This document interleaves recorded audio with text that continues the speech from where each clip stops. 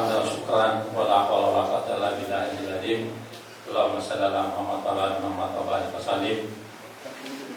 Yang pertama-tama dan utama, mari kita senantiasa manjatkan puji syukur kepada Allah Subhanahu wa taala atas segala nikmat yang telah diberikan kepada kita semua, sehingga alhamdulillah kita baru saja melaksanakan salah satu kewajiban kita, yaitu melaksanakan salat jamaah zuhur secara berjamaah, dan insya Allah akan kita lanjutkan dengan salat asar berjamaah pula. Amin. Bapak-bapak jamaah, ibu-ibu juga ya, jamaah salat zuhur yang sama berbahagia. Salah satu janji Allah dalam Al-Quran bahwa barang siapa yang bersyukur atas nikmatku, niscaya saya akan menambahkan. Dan pada saat ada yang kufur, Allah mengancam dengan azabnya. Tentu saja atas dasar ini kita harus selalu banyak bersyukur atas nikmat Allah, karena kalau kita mensyukuri, maka nikmat itu akan ditambahkan.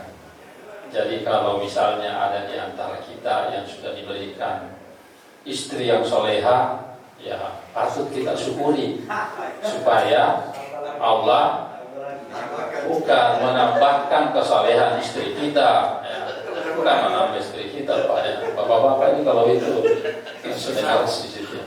Baik jemaah yang saya hormati, insya Allah kesempatan singkat ini saya akan bawakan salah satu judul.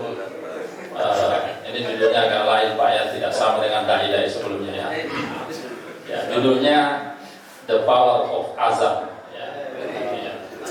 Yang punya buku catat saja ya, nanti kita diskusikan. Ya. Dasar hukum azan ini kita bisa lihat di surah Al-Maidah ayat 58 ya. Saya tidak usah baca lafaz Arabnya ya, karena ya Bapak juga tidak ngerti, saya juga tidak tahu ya. Jadi terjemahannya saja ya. Dan apabila kamu menyeru mereka untuk melaksanakan sholat, mereka menjadikannya bahan ejekan dan permainan. Yang demikian itu adalah karena mereka orang-orang tidak mengerti ya. Jadi kalau ada saudara kita ajak pada saat azan belum sempat ke masjid, berarti belum mengerti ya. Nah, jadi perlu diberi pengertian. Ya, jemaah yang saya hormati, sedikit dulu sejarah tentang azan ya. Sebetulnya ini azan dari mana ya? Kalau kita baca beberapa referensi, ketika azan ini mau disepakati, itu rupanya ada seperti halnya kalau dulu ya, bukan berarti mempersamakan ya, tapi proses itu terjadi seperti ketika misalnya merumuskan dulu dasar negara Indonesia. Jadi ada serangkaian pertemuan antara Rasulullah dengan para sahabat. Dalam pertemuan-pertemuan itu pertama kali ingin diputuskan bagaimana cara mengajak umat muslim untuk sholat atau memberikan isyarat bahwa tanda waktu sholat sudah tiba. Nah, dalam pertemuan itu ada yang mengusulkan, ya Rasulullah, kita menggunakan bendera ya, jadi menaikkan bendera ya. Tapi di antara sahabat ada yang mengatakan itu tidak tepat, karena kalau orang tidur bagaimana caranya jejak bendera ya. Akhirnya diusulkan lagi yang lain. Kalau begitu kita pakai nyalakan api ya, biar bisa kelihatan asapnya dan seterusnya. Masih juga ditolak.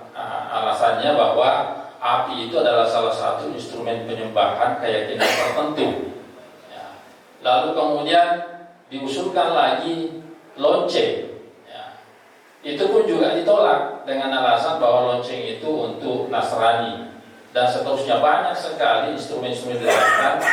Nah, nanti suatu ketika dalam riwayat itu disebutkan bahwa ada salah satu sahabat Nabi bermimpi ya. Dia bermimpi, dalam mimpinya itu bertemu dengan seseorang membawa lonceng, lalu dia minta loncengnya, ditanya mau apa lonceng ini. Dia katakan, saya mau jadikan penambah waktu tiba sholat untuk kami orang Islam atau kaum muslimin.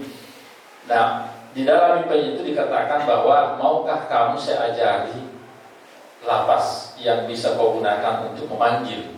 Nah, disitulah dia disampaikan lafaz ini, dan keesokan harinya dia melapor ke Rasulullah dan singkat kisahnya diputuskanlah azan itu seperti lapasnya yang hari ini kita kumandangkan setiap waktu sholat. Itu sedikit sejarahnya. Bapak Ibu yang saya hormati, kalau kita mencermati azan ini ada banyak sekali fungsinya ya. Yang paling pertama tentu penanda tiba waktu sholat. Dan kita bisa melihat Bapak Ibu bagaimana lapas-lapas azan itu yang begitu artikulatif ya. Kalau kita bisa merasakan panggilan itu, misalnya ketika muazzin ya, kalau kita azan mengatakan Allahu Akbar, Allahu Akbar. Kalau kita memahami ini secara benar, Allah Maha Besar, berarti tidak ada lagi yang lebih besar daripada Allah yang kita hadapi. Oleh karena itu pada saat kita bekerja pun, apapun bentuk keseriusan kerja kita itu harus berakhir ketika Allahu Akbar, karena yang lainnya harus kecil. Nah, ketika kita masih melanjutkan pekerjaan kita, berarti masih ada yang lebih besar dari Allah. Kira-kira pemahaman sederhananya seperti itu. Begitu juga ketika sampai pada lapas misalnya asyhadu an la ilaha illallah asyhadu anna muhammadar rasulullah, itu juga adalah bagian klausul yang kita sudah sepakati dengan Allah ketika kita di alam rahim. Di situ kan Allah bertanya, alastu birabbikum, ya, apakah aku ini adalah Tuhanmu? Lalu roh kita menjawab, qalu bala syahidna, iya betul ya Allah, aku adalah Tuhanku. Nah, derivasi dari perjanjian ini sebetulnya adalah asyhadu an la ilaha illallah asyhadu anna muhammadar rasulullah. Ada kesaksian atas eksistensi Allah di situ yang pada saat yang sama membebani kewajiban kepada kita untuk memenuhi dua hal. Ya, karena Allah itu cuma minta dua hal dari kita. Ya, tidak sama dengan kita, banyak sekali kita minta kepada Allah. Allah cuma mengatakan kerjakan perintahku, jauhi laranganku. Itu saja yang dia minta Allah. Nah, itu saya kira panjang penjelasannya. Saya singkat-singkat saja. Nah, begitu juga ketika masuk pada asyhadu anna muhammadar rasulullah. Bagaimana kita mempersaksikan bahwa Muhammad adalah panutan kita ya. Sering kita mendengarkan bahwa ada saja orang-orang yang menyederhanakan eksistensi Rasulullah sebagai Rasul Allah ya. Itu jauh dengan kita ya, bukan berarti mau membandingnya, tapi Rasulullah jauh dengan kita. Saya pernah baca salah satu kisah, begitu hebatnya Nabi dalam hidupnya itu tidak pernah dihinggapi lalat, Pak. Tubuhnya tidak pernah. Begitu bersihnya, begitu sucinya ya. Dan hampir tidak ada ibadah kita yang diterima oleh Allah, atau mungkin bahkan kita mengatakan absah kalau tidak membaca salawat Nabi ya. Jadi ini luar biasa ya. Nah, begitu juga ketika lapas azan dikumandangkan misalnya hayya 'alas shalah, di Allahu Akbar sampai saudara Muhammad Rasulullah, itu jawabannya masih terulang. Tapi ketika dia di hayya 'alas shalah, di situ jawaban kita sudah la haula wala quwwata illa billah. Artinya apa Bapak Ibu sekalian? Memang melaksanakan sholat itu tidak sesederhana yang kita bayangkan ya. Harus ada intervensi Allah di situ yang mengantarkan kita datang berjamaah. Ya, dan semudah itu ya. Jadi kita patut bersyukur kalau kita setiap saat ada berjamaah di setiap waktu sholat itu. Panggilan Allah mengatakan mari kita sholat. Ya, tentu ada hal yang lebih penting di situ. Berlanjut kalimat azan ini yang mengatakan hayya 'alal falah, mari meraih keuntungan. Ini keuntungan yang sudah pasti Pak ya.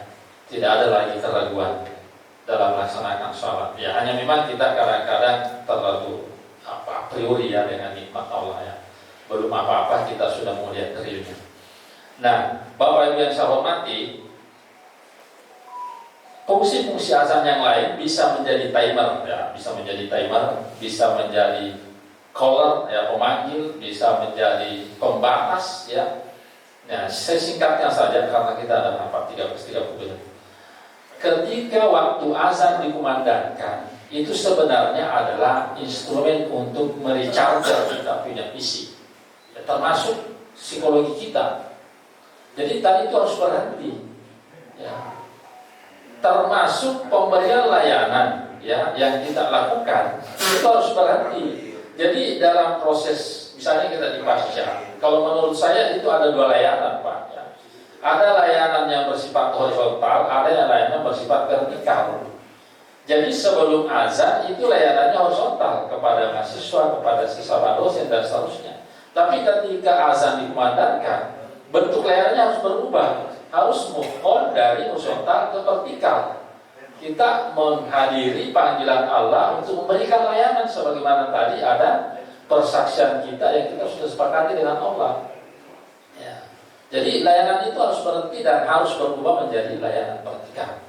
Nah, tentu saja momentum Ramadan ini mari kita memperbaiki layanan kita kepada Allah, karena Ramadan ini adalah tamu dan ikhlas atau tidak, rela atau tidak akan meninggalkan kita.